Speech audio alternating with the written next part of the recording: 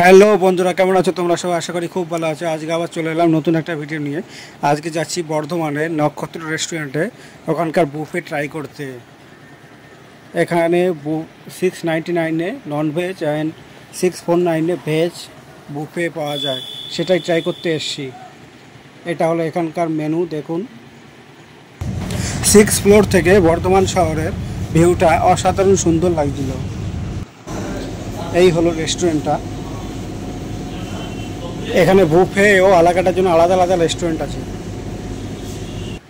স্টার্টারে প্রথমে দিয়েছিল মশলা আলু মেয়োনিজের সাথে, খুব ভালো লেগেছিল। এরপরে দিল চিকেন উইংস, এটাও খেতে খুব ভালো ছিল। তন্দুরি কিছু আইটেম দিল এখানে, এটা তন্দুরি চিকেন, মাঝেরটা হলো তন্দুরি ফিশ আর পাশেরটা তন্দুরি প্রনস। এছাড়াও দিয়েছিল মাটন শিক কাবাব আর মশলা কর্ন, যেটা ছবি তোলা হয়নি। চিকেনটা ট্রাই করে দেখলাম, এই চিকেনটা খেতেও ভালো ছিল, কিন্তু ফিশটা আর প্রনসটা আমার পার্সোনালি খুব একটা ভালো লাগেনি। এরপর আমরা মেন কোর্সের দিকে গেলাম। প্রথমে ছিল salad, chicken biryani, chicken rogan josh, egg curry আর ফিশ মশলা। তারপরে ছিল রাজস্থানি লাল মাছ মাটন। এখানে স্যুপও ছিল, চিকেন লেমন কোরিয়ান্ডার স্যুপ, যেটা ট্রাই করিনি আমি। স্যুপ, নুডলস আর ভেজ মাঞ্চুরিয়ান।